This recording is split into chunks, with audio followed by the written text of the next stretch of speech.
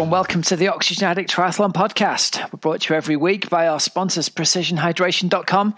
You can personalize your hydration strategy today with electrolytes in different strengths that match how you sweat. You can get 15% off your first order with the code OxygenAddict15. And we're also brought to you by Athletic Greens. Athletic Greens Ultimate Daily is an all-in-one daily supplement with 75 vitamins, minerals, antioxidants, and digestive enzymes. They're all whole food sourced ingredients. Listeners can get 20 free travel packs worth over £60 with your first purchase. That's over at athleticgreens.com/Oxygen Addict. All right, everybody, hello and welcome to the show. Today's interview, later on today, we're going to be bringing you an interview with legend Lucy Gossage, 14-time Ironman Champion, winner of Ironman UK, Ironman Wales, amongst many, many others, and her sports psychologist, Helen Davis. The two of them together they've worked together for over 3 years, and according to the interview, Lucy says that Helen's mental training program really helped her in the later few years of her career. It's a very interesting interview, actually, with Lucy, because Lucy was someone who I always watched race, and I always assumed, wrongly as it turns out, I always assumed that racing came very easily to her. She always looked as though she was really enjoying it, and she always looked as though, you know, she just turned up and she raced and she smashed the races out, as she would say. And it turns out behind the scenes, it was quite a different story. So she did several years worth of work with sports psychologist Helen Davis, really on training her mind on how to approach races, both in terms of racing competitors and in terms of just preparing herself to go out and do those races. And it's a really fascinating story. They've together produced a program called Iron Mind. It is, if you like, a training program for your mind and your mentality approaching race day for both Ironman and 70.3 racing. But having been through the program, I'd say it's applicable to everyday life as well. It's really good at helping you identify some of the thinking that you might have that's a little bit faulty, that perhaps doesn't serve you as well as it could do. So we've got a great interview with them. So listen to that coming up, and there's some details as to their program later on. All right, so first up today, we're going to do some news and upcoming races. Our news today is sponsored by Precision Hydration. So if you're training at this time of year and you're either training indoors on the trainer or the turbo or the treadmill, or you're even out in a warm weather training camp, you're going to be needing to take care of your electrolyte balance as you're trying to stop yourself just being a horrible sweaty mess. So as well as just losing water, you're also losing sodium and other electrolytes as you sweat, and you really have to improve the way that you replace those electrolytes, and Precision Hydration is a great way to do that. They've got different packets in different strengths, from 500 milligrams of sodium all the way through to 1500 milligrams of sodium. So for particularly salty sweaters like me, it's been fundamental in, and I feel, helping me avoid getting cramps, especially in my calves. I was really plagued with this when I got back into turbo training again. And since I start really regularly using Precision Hydration again, those calf cramps have completely gone away. So it's been great for my indoor training on the bike. And if you've been doing any Zwift training or any of the Zwift rides with us, you'll be seeing that I'm taking the Precision Hydration during the session as we actually train hard and get those sessions smashed out. So get yourself over to precisionhydration.com. You can take their online sweat test if you haven't done before, and that'll give you a lead as to whether you're a particularly heavy, particularly salty sweater. It's just answering some online questions, and from there it'll recommend the right strength of electrolytes for you. So listen to the show. If you've not tried it before, you can get 15% off your first order with the code OxygenAddict15. Right, then, news this week. First up, sadly, WTS Abu Dhabi has been postponed or cancelled due to threats from the coronavirus. I'm saying cancelled. I've had a look at the calendar going forwards. It's hard to see a time when they're going to be able to get this race in. The next race on the calendar is Bermuda on April the 18th. It's hard to see the travel ban getting lifted into the Middle East before then, unfortunately. So my particular guess would be that that's been cancelled. At the moment, there's no cases in Bermuda. There's no travel bans in Bermuda at all. The next race for that is Yokohama in Japan on May the 16th. And there's a huge amount of travel restrictions, and even all the schools are closed over there at the moment, from from what I've been reading in the press.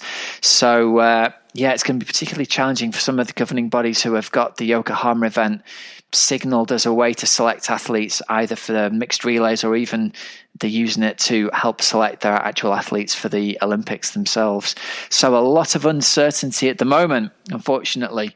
So that's a sad state of affairs. However, somewhere it's not affected is this week's upcoming race down at Ironman New Zealand. The race is down to start 7 a.m. local time Saturday in New Zealand, which in the UK is Friday at 6 o'clock. It'll be sort of mid-afternoon if you're over in America on the East Coast. It's looking like there'll likely be 2 Kona slots for male and female. On the men's side, Joe Skipper's already got his slot from qualifying at Ironman Florida back in November. So other people he's racing, Braden Curry's down, Mike Phillips, both of them will be very competitive. We've also got Matthias Pettersson from Denmark and Philip Courtney from Switzerland. And also I've seen down to race for what I believe, I'm from memory here, but I think Cam Brown said this was his 23rd time racing Ironman New Zealand.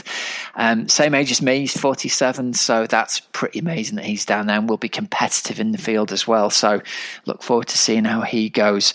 Over on the women's side, we've got Meredith Kessler, Teresa Adam, both already qualified. We've also got Kelsey Withrow, Lisa Roberts and Jocelyn McCauley racing there, so they'll all be looking to tie up their slots for Kona for later in the year. So it'll be interesting to see how that one plays out. It's going to be live streamed on Facebook. So again, if you're in the UK, the race starts at, I think, 6 p.m. UK time in the evening on Friday, which will be Friday the 7th. Let me check my calendar. Friday the 6th of March. So check that out. Okay, moving forward, talking about telling you what time things are happening. We're talking about Coach's Couch this week. We're going to do some talk about riding with a power meter, riding outside with a power meter for the first time. We had a great question come up in our Team Oxygen Addict team call this week, which was essentially, I've just taken my new power meter outdoors for a ride for the first time. I've had it indoors for the past 4 weeks. I've been training with that on the turbo. It's been great, but I've taken it outdoors. And what on earth is going on with the numbers? The power numbers are jumping about all over the place as I'm riding outdoors, and I can't really seem to make sense of them.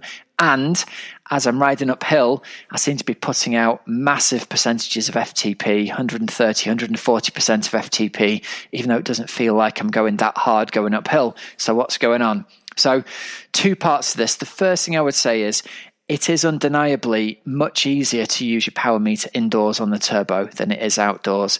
The numbers do jump around a lot, even if you're using them indoors. So again, our long-standing advice has always been, don't just use the 1 second power average reading when you're looking at it on your Garmin or your Wahoo head unit.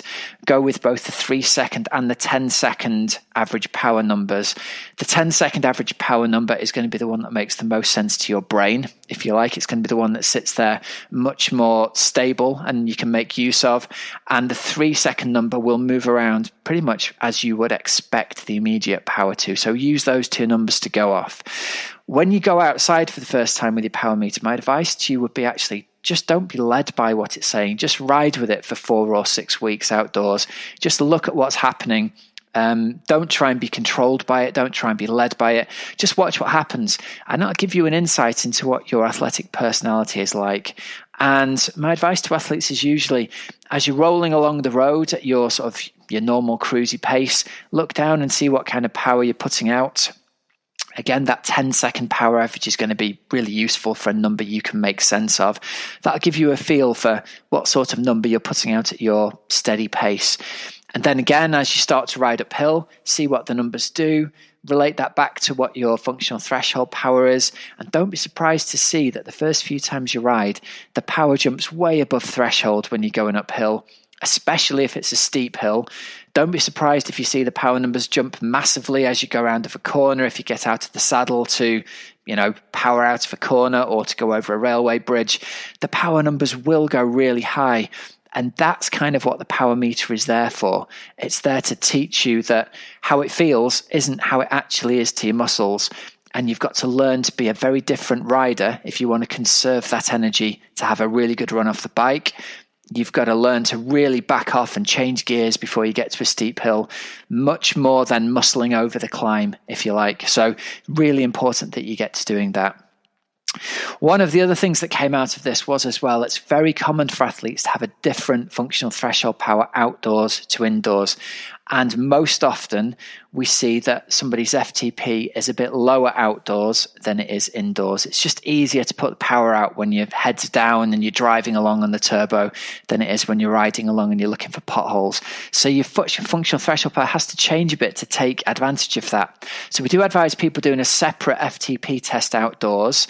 And even if that number's 20 or 30 watts lower, just accept that that's how things are outdoors, because it's much better to be training to an accurate number outdoors, even if it's different and lower, than it is to be trying to train to the same number you can put out indoors, but not physiologically be quite capable of reaching it.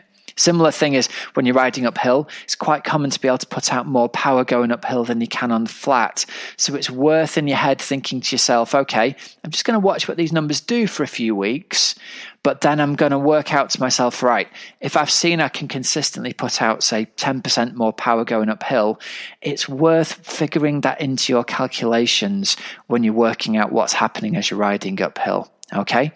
So what we often see is our athletes build power indoors during the winter with a focused interval training. But then as you move to riding outdoors and the season approaches, we need to learn how to control that power. My friend Matt Botterill always says his tagline is, power's nothing without control. So you have to learn what you're capable of indoors before you see how much of that you're capable of outdoors, and then get those appropriate numbers. It's not something that happens immediately. It's not easy, but the good news is it is doable. And once you've got a grasp of those numbers, it will lead you to be much, much faster overall in your triathlon racing.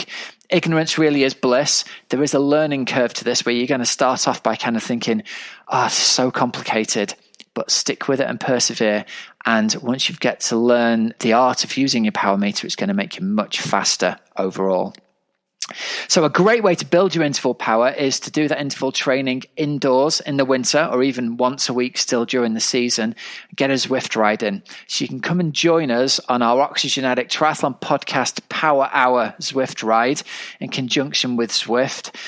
We've got these rides going on Tuesdays, every Tuesday at 7:15 p.m. UK time.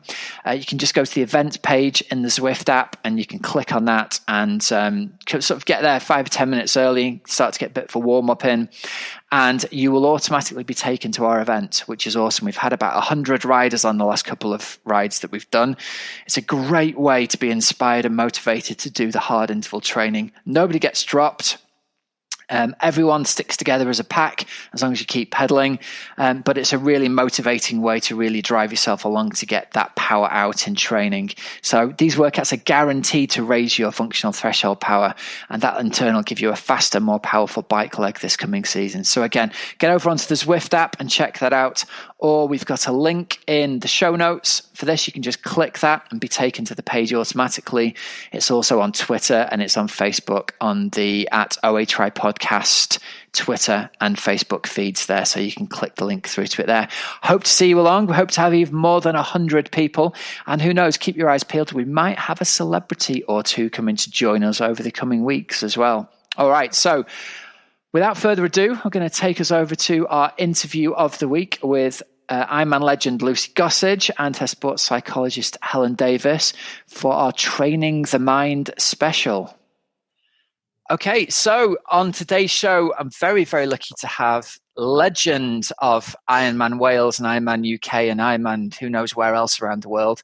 The last time of counting, Lucy, it was 13-time Ironman champion. Is it more than that now? I lost count.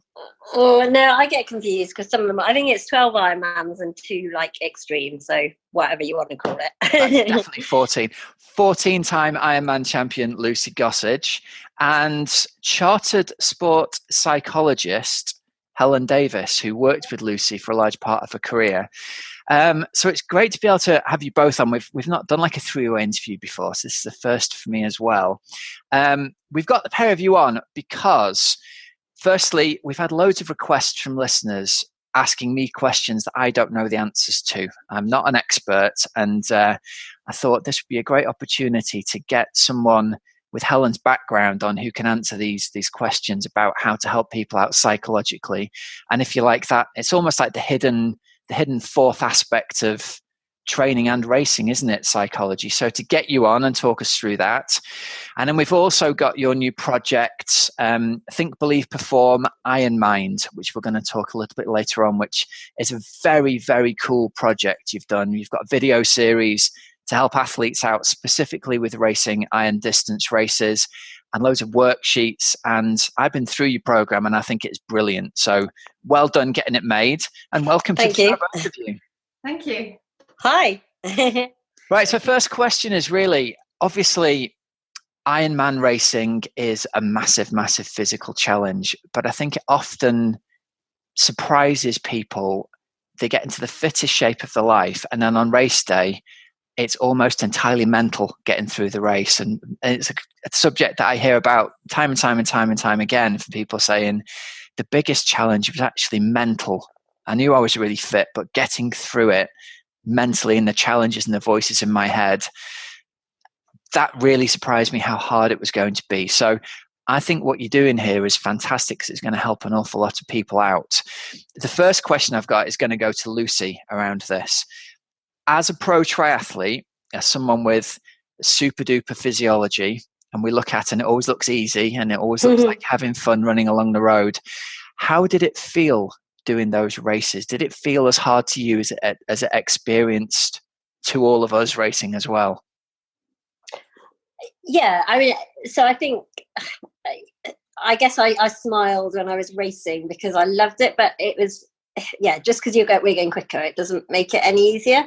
And I think one of my biggest barriers to racing actually was I didn't really believe that I was good enough to be a pro, and I didn't set out to become a pro, and I kind of ended up on this path. And as I was on this path, I always felt like I was fluking it, and I remember actually the first pro race that I won was in 2011. It was in Galway, and Rachel Joyce, I mean, you probably all know Rachel Joyce, who is just a legend, and at the time she was one of the best in the world, and she came fourth at Kona a few weeks later, and I was racing against her. And somehow I remember coming off the bike, and all the announcers were like, oh, there's only, it's a really close race between Lucy and Rachel. And I was like, and I got into transition and Rachel was running an out, and I remember sitting down and going, oh, I've done well to finish second behind Rachel.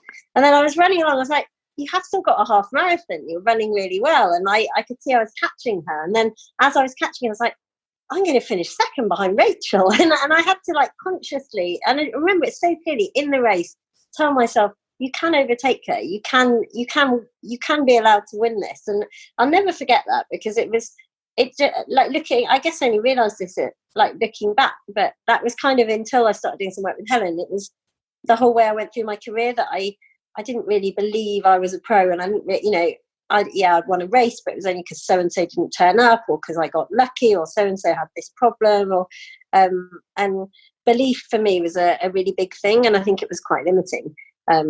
Certainly until I started doing some work to overcome it. Okay.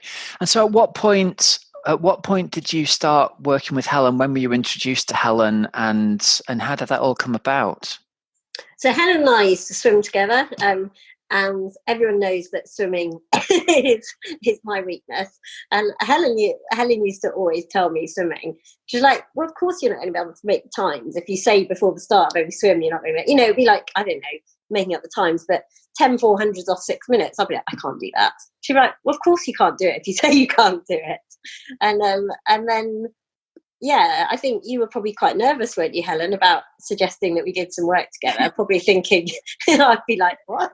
And I was certainly quite nervous about opening up, and I guess one of the big things we worked through was the difference between confidence and arrogance, and I hated being thought of as being arrogant, and to me you couldn't be confident with being arrogant, and actually admitting all of that to Helen was, I found it quite hard to open up and actually to admit it even to myself. So Helen I'm sure you were quite nervous, weren't you, about approaching me originally, Helen? Yes, I mean, obviously I knew Lucy in the swimming kind of context rather than the biking and the running. So we used to train together regularly. And I just found it really fascinating that somebody of kind of Lucy's caliber, in terms of her results at the time of what she was doing in Ironman, was so strong, but yet her self-talk and just her mindset around her swimming particularly was very negative. And I got very interested in the fact that, she could be very negative about her swimming and yet be such a successful triathlete. And so I guess over time, I think after training, we would go for brunch sometimes and meet with some other people and have discussions about mindset and about how she felt about her swimming. And I got very interested in it from a performance point of view. Okay.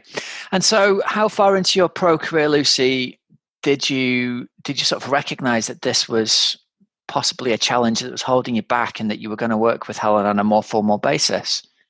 So it was late. So it was 2016, which was my last full-time year.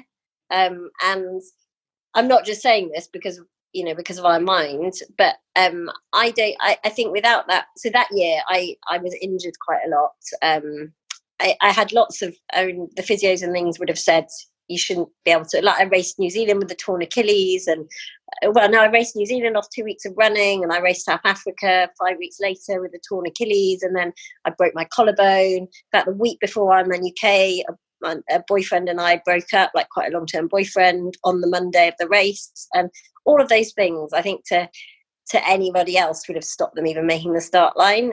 But so it was kind of early on that year, I think, wasn't it, that we, maybe end of 2015, 2016, that we started doing the work. And I think that allowed me to toe start lines, feeling confident, even though my preparation was on paper far from confident. And, the whole dealing with breaking up with a boyfriend on the Monday and racing an Ironman on the Sunday, that was a massive thing to get my head around. It was such an emotional week on so many levels. But because of that work and because of those experiences, and on paper, anyone looking at my results in 2016 would be like, you had a great year. No one knew what was going on behind the scenes. But that meant that then when I went back to work at the end of it, 2016, I kind of realised I still loved it. And actually, even though I was working and, my training might be so inferior to what I would previously have thought, I was like, well, I can probably still go and do quite well. And more importantly, I can definitely still go and enjoy it. So why not carry on? So it was really pivotal in me carrying on for the next, I don't know how many years after that, quite a lot. Yeah, it was another 3 or 4, wasn't it, after that? Yeah, it was. Well, I won 8 Ironman races since I went back to work, which is more which is than a fairly healthy career for any pro athlete, isn't it? Really. But that was pivotal, because without doing that work on the psychology, there's no way I would have let myself carry on racing with injuries or with. I'm not saying you should race with injuries. I don't advocate that, but just it was just really interesting how your mental strategy can overcome what physically, any of my friends would be like, there's no way you should race South Africa. Well, there's no way you can race Kona 8 weeks after breaking your collarbone. But you can do it if you've got a strong mind. And it's really interesting. So Helen, talk to us a little bit about that challenge then. You've got Lucy coming to you and saying, I've broken my collarbone.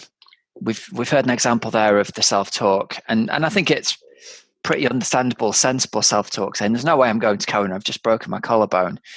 How would you go about working with a person in that position? I think the key thing for me when I first start working with anybody is getting to know that person and the kind of person that they are, the thing that makes them tick, the things that motivates them. And really building the relationship with the athlete is the number one priority for me. Once you have a relationship with an athlete, you then begin to understand them and how they are in different situations, race situations. Obviously, I knew Lucy from a kind of training partner perspective, but it's different when you're working with somebody who, as Lucy says, is opening up to you. I like to think I was somebody that she could trust already, and also we had a very short time frame, particularly with the Kona being such a short time away. So it was, gaining her trust and finding out what her goals were, and did she really want to make the start line in Kona, and how motivated she was to do that. And I'm sure for all of you that know Lucy, she is an incredibly motivated person, and when she puts her mind to something, She really wants to work hard at it. So for me, it was my role to be very solution focused with her and to tap into her resources, to build those, to ensure that when she got to that start line, that she could 100% be behind and back herself for the race. Yeah. Okay. So this ties in really well, I think, to start talking about your Iron Mind program at this point, because I've got my other laptop here with all the worksheets up on the screen. And Lucy, let me ask you this. Were you a person who needed to sit down and write things out on a piece of paper? Is that how you work? Or are you someone who gets more from talking things through, or was it a combination of those things?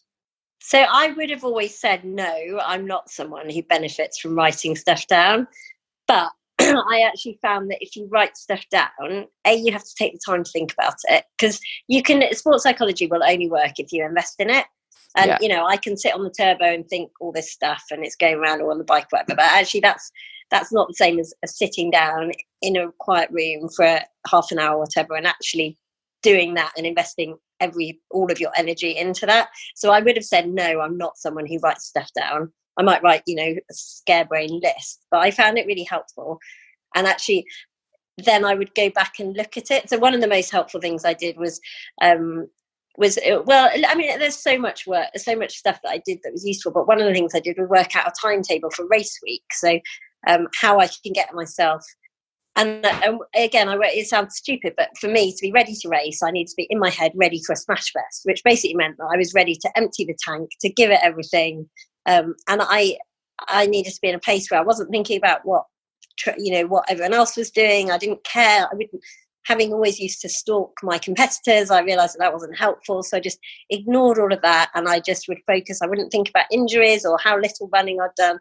I'd think of all the positive things. And I had a plan that I wrote down Monday to Saturday or Sunday, in the same way that I'd had my training plan. I had my mental plan, which sounds ridiculous, but it worked. And I did it after I'd raced it, and it would evolve through time.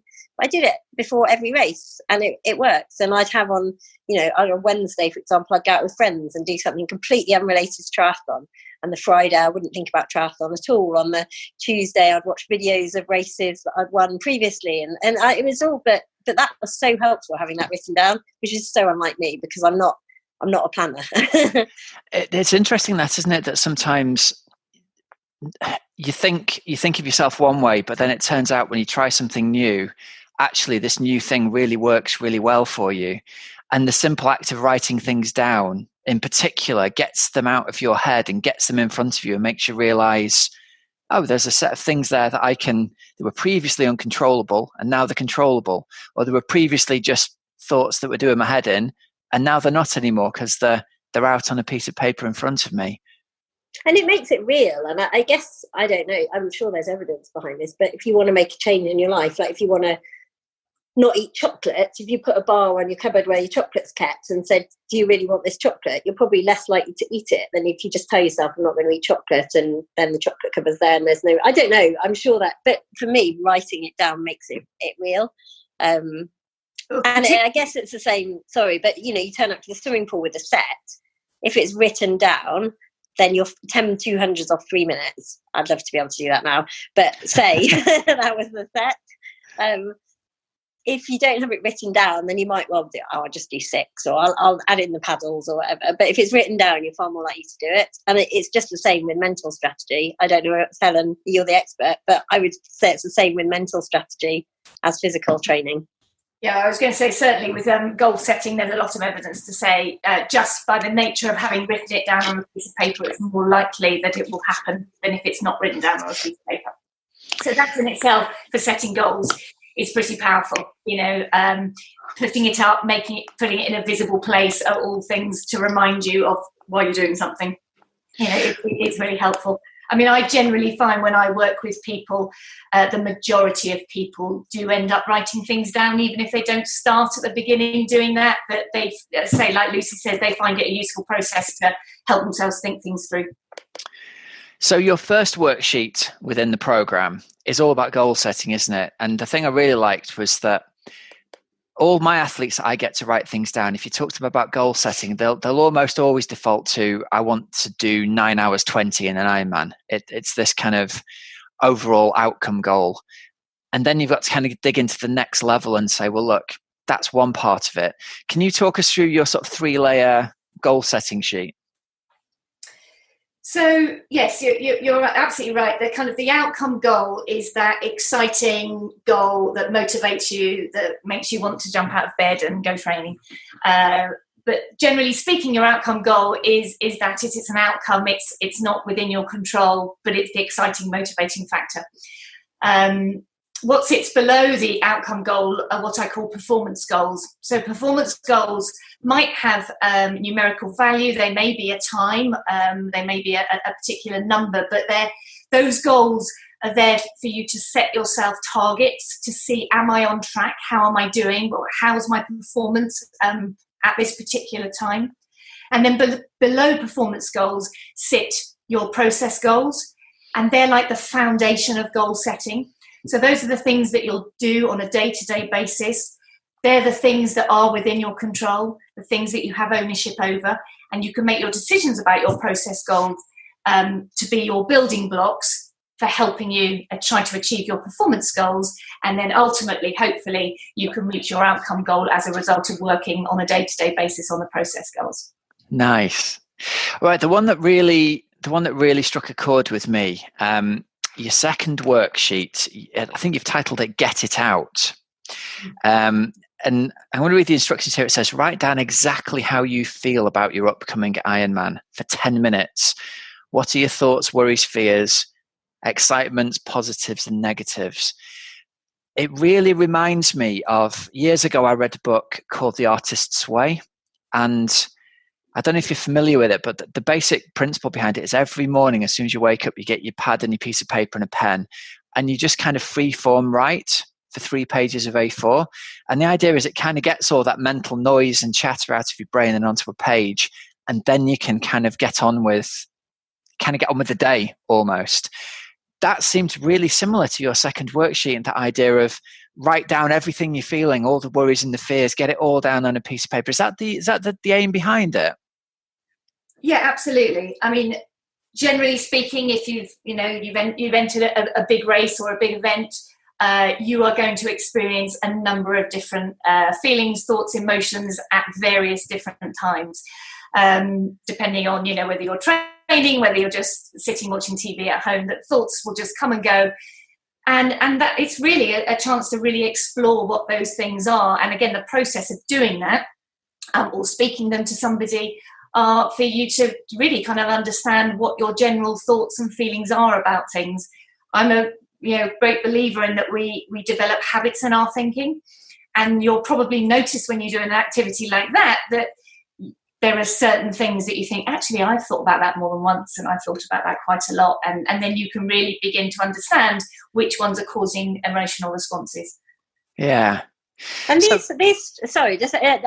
think these strategies can come into the rest of your life. So, last year I was trying to retire, and it was very much it was a tough process. And I, everyone knows I didn't really want to stop. And, I did Northman, and then this idea of racing Wales came on the horizon. And I hadn't really realised that until now, but I did exactly what Helen's just talked about, trying to work out what are my reasons for doing it, and are they the right reasons? And they were, and I did it. And most people would be like, why did she do it? She's not going to win it. She'll be really sad when she doesn't win it. But for me, it was I went through that process, and the why was enough, and that was why I ended up starting it. And I actually then I was meant to race Patagon Man. I did exactly the same for Patagon Man, and I realised that there was no why anymore. And if I was doing it, the only reason I would have been doing it was because I'd said I was going to do it. And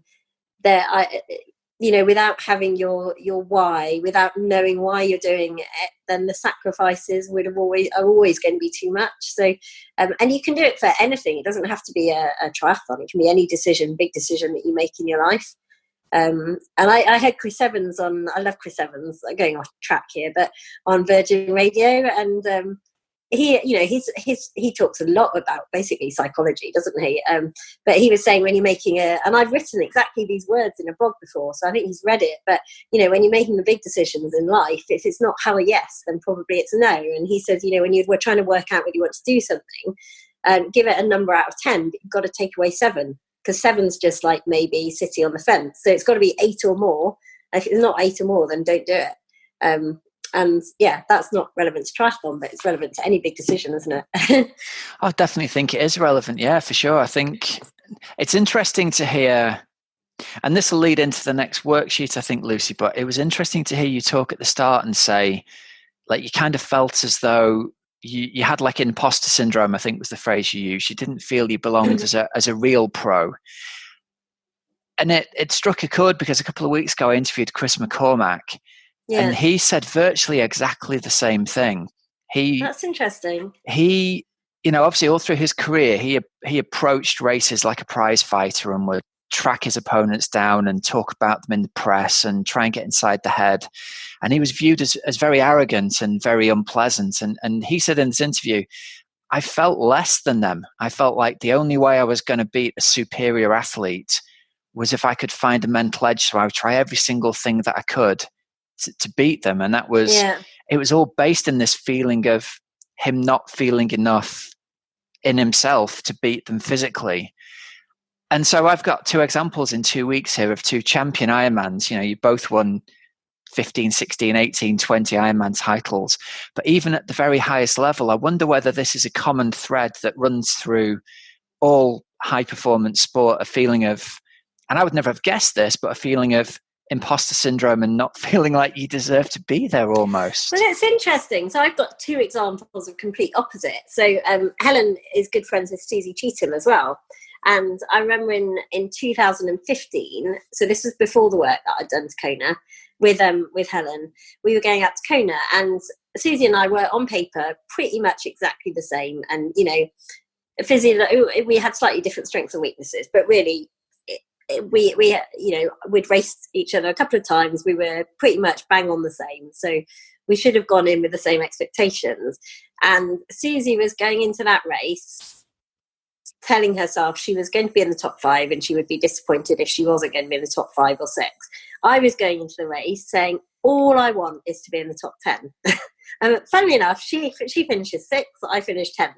And that's, it's really interesting looking back that Susie was really confident and her voices were telling her she was going to be in the top 6. And I was just going to say, if I have a really good day, I could just about scrape into the top 10. And then interesting, that same year we went out so one of my big things, as I said, was confidence versus arrogance. And Mum has never done anything competitively, and she's always brought me up that, that arrogance is an attribute that you don't want to have. And I guess that's why I struggle with confidence. And even like applying for university, I never thought I'd be good enough to get into Cambridge, etc. But anyway, we went out for dinner with Lucy Charles before Lucy Charles was anybody. And she was an age grouper that year, and she was so confident about winning her age group. And Mum could not get her head round, Mum and Lucy know each other quite well now, and Mum could not get her head round how Lucy Charles could be so confident that she was going to win her age group. And to Mum, that was arrogance, but it wasn't. Lucy was just so confident in her abilities, and that translated into her performance, and has, I'm sure, translated into her performance going forwards. Yeah. Okay. Helen, do you want to speak a little bit to that, about the idea of limiting beliefs and the way they can affect our performances? Yeah, I mean, this is something that we explore in particularly the second video. It's something that I work on generally a lot with athletes. And one of the things that I did with Lucy is many athletes come to me and feel like they are being hindered in some way. At the time they might not be quite have clarity on why that is, but exploring people's kind of belief systems and the habits that they have in their thinking, that can often be something which they do feel is limiting them ultimately in their performance. So I spend a lot of time looking at what people's belief systems are like and exploring the types of thinking that they have habits in. And why they're saying those sorts of things to each other, particularly about, obviously, in relation to their performance. And then we work on learning to, once we've explored those beliefs, then to challenge them and dispute them. And we tend to look at them from a kind of pragmatic basis, looking at logic and sense. And that was something that I did a lot of work with on Lucy. She talks about the imposter syndrome that she had, and really didn't believe that she deserved to be where she was. And when we sort of took it, the bare bones of her performances, and there in black and white on a piece of paper was a list of her successful results, and she found it very difficult to kind of marry the two together. Well, yes, I have got these results, but I feel in this way. So we very much explored the logic behind that and the sense of continuing to hold beliefs that actually are not actually true. Something that really appealed to me about, I think it's the fourth worksheet you've got as part of your system, the Watch Your Limits one.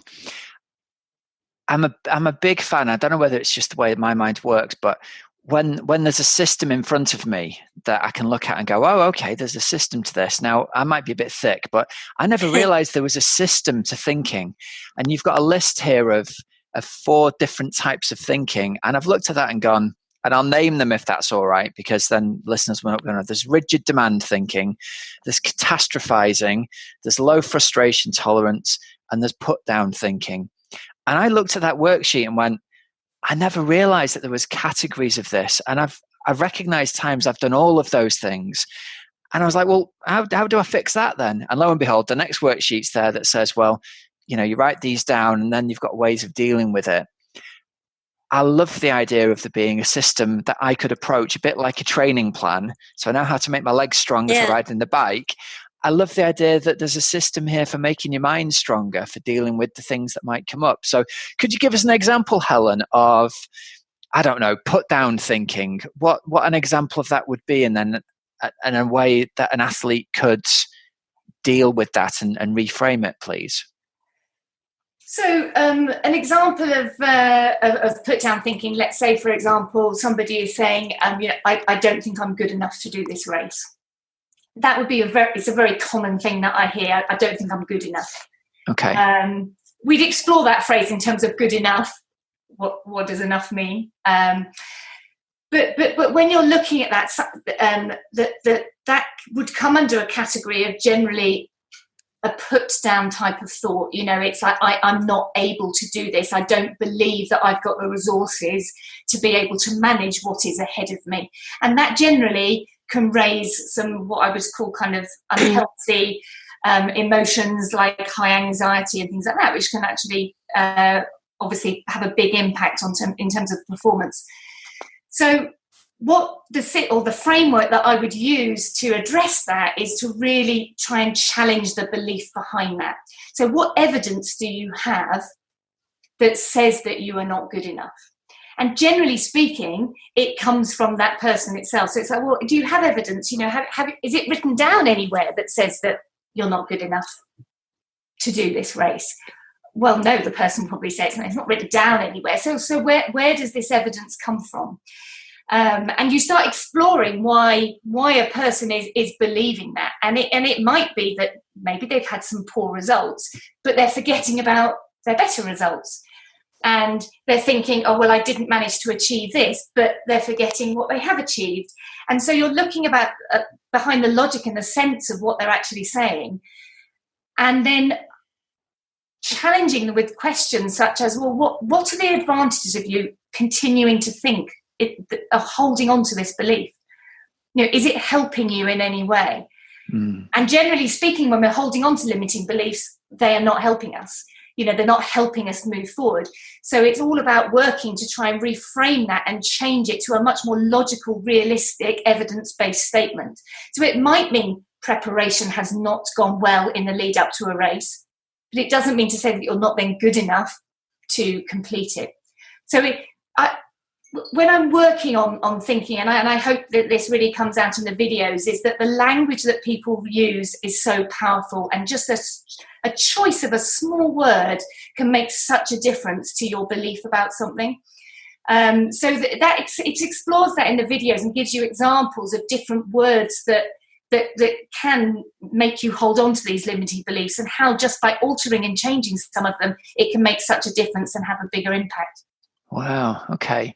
And Lucy, have you got examples of this from you could share with us of how you managed to change your thinking around that imposter syndrome to I think one of the most helpful things was challenging, because actually, like Helen's just said, it was irrational. Like when we started working together, I'd won a lot of races, I'd beaten lots of big names. So it was, but I was still write myself off before the start. Like I'd look at a start list and I'd go, there's no way I can beat her, no way I can beat her, no way I can beat her. Even if I'd beaten them, 2 months before. And that's irrational, but it's only when you write it down and you chat, it's on paper. And, oh, sorry, my battery just went. On paper in front of you, that you realise that it is irrational, and as a rational person, it's very hard to challenge something that is written down on paper in front of you. So it's a lot of it is it's so simple, and like you say, you kind of read it and you're like, well, that's obvious, or you hear it and it is obvious, but it's only obvious when you understand it. And different people, Helen, don't know, have completely different approaches. So Tom and I were just doing this turbo session together, and it was I was just thinking about this now, it's probably again going off track, but it was 5 by 5 minutes, and I set myself very conservative targets, hoping to beat them. Tom set himself very ambitious targets and was hoping to hang on. We both ended up doing exactly the same, watts per kilo. But it's really interesting what makes, if I'd set myself really ambitious targets, that would have been a negative spiral, because I might not have hit the first one, and then it would have started a whole negative spiral. But I know for me, I work much better by exceeding what I think I might be able to do. So if I set myself, say, 260 watts and actually I'm doing 275 watts, then that's really positive reinforcing, and that means that I'll do better for the session. So it's just understanding what makes you tick. But you only understand that if you spend the time thinking about it and working out how your brain works. Yeah. It's interesting that you don't know what you don't know, almost. You don't realise that a thought's irrational until someone puts it down in paper in front of you and you go, well, hang on, why am I thinking I can't beat that person? I've beaten them 3 times before. Clearly that's illogical. And you don't, exactly. You don't know what you don't know until you don't know it, or do it until you do know it. Yeah, there are known unknowns. It's not just about beating someone. It's, triathlon is so much more than just about beating someone. I remember the first Ironman that I did. I was lining up at the start, and I just thought, I had no idea that I would be able to do it. I really didn't believe that I'd do it. And I was kind of running along, even when I was running along, like 3 hours quicker than 3 hours ahead of where I thought I might be. You don't understand your thought processes unless you think about them. And you'll probably find when you do think about it, that it actually goes all the way through your life in everything that you do, far beyond triathlon. So my life as a doctor, and even some of the the charity stuff that I do, a lot of the psychology work I've done with Helen has transformed my life that way, in terms of kind of facing up to failure and things that's given me the confidence to try things in different walks of life. So I think it's fascinating how it's applicable to so much more than just triathlon. Yeah. It's really good to hear Lucy say that, because it's one of the things that other athletes that I work with say a lot of the time is, well, firstly, that they feel that by spending time thinking about it, they learn so much more, because normally it's just little thoughts here and there, whereas they're using a concentrated time to actually think things through. But so many athletes come in and say, oh, that thinking principle, I applied that to a talk that I was giving at work the other day. Often people say that I suddenly thought, oh, actually I could use that, when I'm doing this, and it's completely unrelated to the sport. Right, so I think we've got time here now. We're going to put this into the real world. We've got some questions from listeners that we've taken through the Facebook group, so see if we can help some people out here. The first one's from Paul Smith, who says, any tips for switching off and getting some sleep the night before a race? I always struggle knowing I need to get up early. I think just ignore that. You're never going to sleep the night before the race. So take that out as being, it's not essential. You don't need to sleep before the race, and no one sleeps before the race, so stop worrying about it. What you do need to do is make sure that you bank your sleep in the race week. And again, I actually put that into my race week build up, trying to work out, particularly when I went back to work. Yeah, it's easy as a full-time athlete, but when I went back to work, I would factor in how I could balance my training with my work, with getting enough sleep. And no one sleeps the night before the race. I always find eating dinner really early kind of helps, and then just shut the curtains and watch a film and close everything off, close off social media, etc. But you will be tossing and turning till, all night, it will seem, and it won't make an ounce of difference to how you perform. Right, James Clark says training almost never goes to plan, or there are issues on race day. How do you prepare to mentally block that out and get the race you wanted? What do you think, Helen? Well, I would certainly say trying to block things out generally means that you probably think about them more. Right. So it's really simple, but trying to block it out is probably going to make it worse. So I would say, yes, not having an ideal preparation, it can easily trouble people's thoughts in the lead up to a race. I would certainly say it's all about change of focus. So focus on the things that you have been doing well. So yes, of course, there are things that haven't gone well, but it's very easy to place your focus there. So choose to place your focus on what you have done right. Even the small things, they may seem small, but there will be things that have gone right. There will be things that have been positive. There will be progress that you've made that you can take away and place your focus on that, because those things are much more likely to help you race well. Nice. So I've got an example in Ironman New Zealand, and I'd literally started running 2 weeks before the race. I had an amazing swim, came out way ahead of where I thought I would do, and then I'd ridden all the way through the field, and about 25 miles in, I punctured. And my initial thought, all the girls rode past me, was, oh no, I punctured and I'm not going to be able to run. But I remember I used all of Helen's strategies, or all the stuff that we'd worked on, and I ignored the puncture, and I just told myself, you've had a great swim, you're 3 minutes further ahead than you expected to be, forgotten about puncture, didn't even think about the fact that I wouldn't be able to run. And that was really helpful, just ignoring the puncture, focusing on my excellent swim that had given me all that time. And I finished second in the race in the end. But it completely changed. Would have been very easy to give up at the puncture and think, I haven't been running anywhere, it's fake, just pull out. Yeah. All right, so here's a question for Lucy from Ian Bettis. How important has your mental strength been in helping you to adjust from being a professional triathlete into your life post-triathlon career? I think I alluded to it a bit in terms of knowing my why, and it's helped me retire at a time that is right for me. And I didn't know what was right for me until I got to that point, and it turned out that Wales was the right time, and Patagon Man would have been one too many.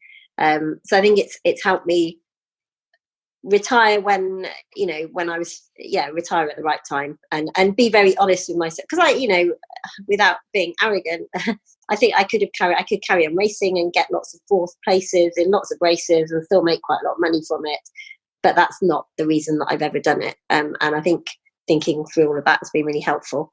And again, we've talked about it, haven't we? It goes into every aspect of life, in my life as a doctor, and what my career, how my job's set up, what is important to me, how I spend my free time. It's all, even now doing turbo sessions or whatever, I don't need to do a turbo session, but I still want, I still do it. So I don't think I answered that very well, but yes. All right, question for Helen, this one, I think, from Robbie Ryan, who says, I'm mentally strong in the swim and the bike, but as soon as I get on the run and it starts to hurt, that voice comes out telling me I'm rubbish, and the self-doubt takes hold. How can I remove or fight that? It's probably my biggest weakness. So I would say preparation. This is exactly the kind of thing that we talk people through in the videos, is that, being, just as you prepare physically for something, you prepare mentally for something. If you know that that's a weak point in your race, that happens to you often, then I would certainly say, if I was working with you, I would make a plan for that time, so that you if this happens, then I'm going to be doing X, Y, and Z, and exploring what's going on, what those thoughts are typically that happen at that moment, and then work to change the thoughts, do something different, distraction, whatever the technique might be that works for you. But so when it comes, you know what you're doing. I think it's definitely worth reframing that question around the whole thing we've just talked about. You don't have to be a slave to the things that your mind tells you. I think that's the biggest story that the two of you are given across here. There's just like you wouldn't try and go and do an Ironman without doing any bike training. Maybe we should also think we shouldn't try and do an Ironman without doing any mental training, because I'll tell everyone now, your legs are going to hurt at some point during the marathon, and the brain's going to say to you, we could stop and have a walk. Like, everyone's going to go through that. So it's probably the person who is the most prepared for that who's going to be most successful, rather than, I think, Lucy will say herself, she feels just as bad as anybody else in the field at that point. You're just somehow dealing with, I mean, how did you deal with that, Lucy? I'm sure your legs hurt as much as anyone's during the race at the speed you were running at. What sort of mental battles were you having as you were racing at the 22-mile point of the marathon? Oh God, loads. I mean, it depends. It depends very much where you are in the race. And people think if you're winning the race by 10 minutes, that is easy. And I actually think that's harder, because you've got a lot of time then where it would be very easy to let your brain just say, you're going to win this. Yeah, you're amazing. And actually, as soon as you start thinking that, that's when you mess up and you end up, forgetting to drink or eat or whatever. So it can be just as hard if you're winning.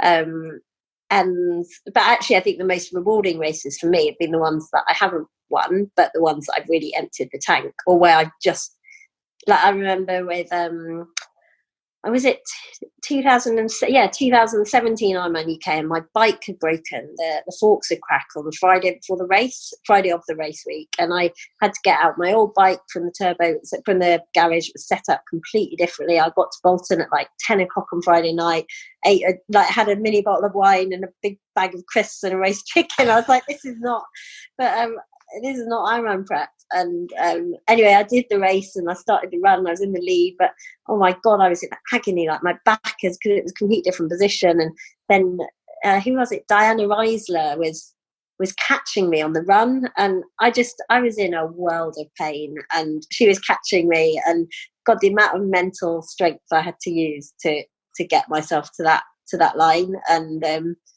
actually, one of the things I did was tell myself, because one of the phrases that I realised for me was being an everyday pro, and that was kind of what tapped me up, as that's how I kind of like thinking of myself. And I was running along, and I was literally hardly running, and I ran this thing, you're the everyday pro, they don't want a German to win this race, they want the everyday pro to win this race. And but that's how I got myself through it. But I did a lot of step counting. I'd always do that, and I still do that even now, like just on the turbo, count steps and count my pedal strokes to get through the last minute or whatever, and that's a good distraction technique for me. So Helen, let's talk about that just very briefly, because that's something that's well recognised as being effective, isn't it? Just counting the steps or counting the pedal strokes. What's the psychology behind that actually working? Because it definitely does.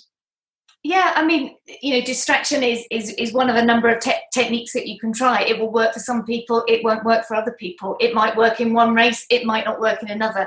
And that's why I would really encourage people to explore different techniques, because they can work at different moments, and don't try one and then just dismiss it as not working. Just like anything, if you want to get better at something, you have to practice doing it. And when you're changing habits, or you're in a world of pain, it's a lot harder to be as effective as possible in that moment. So I would certainly urge people to explore different things and to try different things, because all the techniques that I worked on with Lucy and the ones in Iron Mind are all evidence-based. So they're all techniques which have been tried and tested on athletes, and athletes say that they have made a difference and that they can work. But it's not a quick fix. Like, I think that's the number one thing that I would say. Like, it doesn't just work. It's not like you can watch a swim video and go to the pool and suddenly you're swimming 20 seconds, 100 quicker. It doesn't work like that. You need to practice it and implement it. And like Helen's just said, someone's tip of thinking getting the back end of the stroke will work for some people, and some people might need to think of something completely different, and you might want to mix and match it. And it's exactly the same with mental training as it is with physical. And it will work if you invest the time in it, but you have to invest the time in it and treat it as a session. But if you do, I guarantee it will revolutionise probably your performance, but also your enjoyment of racing, and you'll learn so much about yourself as a person as well. Well, that takes us around nicely to talk about the programme, I think, to wrap this up, doesn't it? Helen, tell us about where people can find out more about your Ironman programme if they've had that interest piqued listening to the two of you chat today. Yeah, well, you can go to my website, which is thinkbelieveperform.co.uk. You'll see the Iron Mind there on the menu, and you can get a really good overview, I think, on the website of what's in each video. As you mentioned, there are activities to go with each video, which I would certainly recommend that you'll get more out of it if you do invest the time in doing that. Sign up for it and let us know what you think. We hope it can make a big difference to people. So we've got a series of 6 videos. They're all 20 to 30 minutes long, and with each video there's 2 or 3 or 4 worksheets that go along. And I will say, like, sitting down and doing the worksheets has been a really interesting exercise for me. I've learned loads about myself. Much it sounds like you did as well, Lucy. You sort of go, how have I been thinking that isn't logical? There's no evidence for it. There are things within us that are rooted in our psychology from childhood or whatever that unless you bring them out to the light and have a look at, you don't realize quite how much they're driving the car on a day-to-day basis sometimes. Yeah, and it's not rocket science, but it's so interesting when you learn about it. Yeah. It's not, what's that phrase? It is easy, but it's not simple. Like, you have to actually sit down and do the work, but It's not easy doing the work. The fact that it's not complicated doesn't mean it isn't effective. And I found that really interesting doing this. I think the other thing is you have to be honest, and sometimes being honest with yourself, you're admitting stuff that you don't want to admit to yourself. And I certainly found that about some things that, you open up, by writing it down, you're making it real, which you may find out stuff about yourself that you don't necessarily like. You may find stuff that you do really like, probably a mixture of both. But I think also that often performance outcomes, there is a psychological reason either behind success or failure. And people invest so many hours in their physical training for an Ironman because it's so long. Everybody wants to ensure that physically that they can get through it. But the balance of that physical training versus the mental training is usually very, very different. So I like to think that this is an opportunity for people to invest some time in that mental training and hopefully see a big impact that can actually change performance outcomes. Yeah, I think so. Well, listen, thank you both very much for your time. It's been really interesting to talk to you both. The website, again, it's thinkbelieveperform.co.uk. And Helen Davis, Lucy Gossage, thank you both very much for joining us, and I hope we can speak to you again soon. Thank you very much, Rob. So great stuff there from Lucy and Helen. I really highly encourage you to go over and check out that Ironman program. Links in the show notes. I've been through about the first half of the program. They gave me access to it to give it a bit of a review, and I really rate it. I'm somebody who had to be very much encouraged to sit down with worksheets and do the work, but I've been really amazed at the difference it's made to my thinking going through some of these worksheets, and the difference about how I felt about not just training and racing, but some of the other situations in my life as well. So don't dismiss it without trying it. That would be my advice to you. Lucy Gossage didn't get to be a 14 times champion just randomly. A lot of this hard work that she did, that she classes as training, wasn't physical training, but it's just every bit as much training and preparation for the race as anything. That interview was brought to us by our new sponsor, Athletic Greens. So these guys contacted me and said, hey, give our product a try. There's 1 scoop of Athletic Greens Ultimate Daily. It's almost like a shake that you mix up with water. They've got a little 12-gram scoop of quite fruity smelling green powder. You just put it in a little bottle and you shake it up. Tastes quite nice. I was very surprised, actually. I've got to be honest, the way it looked, wasn't thinking it was going to be that great, but it's quite tasty, actually, quite fruity. And with one of these scoops, it's got adaptogens, antioxidants, prebiotics, probiotics, digestive enzymes, all from a superfood complex that help support the body's nutritional needs. It helps with energy, immunity, digestion, and recovery. And I figured I'll give this a go. I tried it for 30 days during the period where, during January of this year, actually, when I recovered the health and wellness special. And I was really focused on getting my health on track. I was doing the Thriver blood tests, and I was really focused. And I thought, well, I'll give this a go. And I was really surprised by how much better I felt at the end of that month than at the start of it. Now, albeit there were other things I was focusing on as well, and it's not just down to Athletic Greens for sure. But I really liked the product. It tasted great. It was really useful when I was traveling. They got these natty little travel packs you can take that you can just slip into your sponge bag. And again, easy to shake up when you're on the road. When I was on holiday, I could take it then. I personally felt like it helped my digestion. I felt like food was sort of kind of getting absorbed better almost. And I did feel as though my digestion was better supported somehow as I was taking it. And most importantly, I didn't get sick at all, and I haven't been sick since taking this. So again, anecdotal evidence, but I really like this stuff and really believe in it. So if you want to give it a try, you can head on over to athleticgreens.com/oxygen addict, and you can claim the special offer for listeners. You get 20 free travel packs with your first purchase. So head over to athleticgreens.com/oxygen addict, and those 20 free travel packs are worth over 60 quid. So really good to have in your bag when you're going on the road, or you're going to races, or you're going on holidays. It's that little bit of added insurance nutritionally, I think, for both your digestion and knowing that all of those vitamins and minerals are taken care of from whole food supplements. Awesome. Well, that brings us to the end of today's show. Thanks to our sponsors, Precision Hydration. Use the code OxygenAddict15 to get yourself 15% off your first order. And you can go to athleticgreens.com/oxygen addict to get £60 worth of free travel packs. That's 20 free travel packs with your first purchase. And remember, you can also use the code OxygenAddict50 for 50% off your first test at thriver.co if you want to take your own at-home personalized finger prick blood test, to find out what's going on inside your body and with your health. So remember, there's links to all of those in the show notes for all those sponsors, so you don't have to remember them. And until next week, when we'll be back with the results of Ironman New Zealand, have a great, safe training and racing week, everybody. I'm Coach Rob Wilby, and you've been listening to the Oxygen Addict Triathlon Podcast. See ya.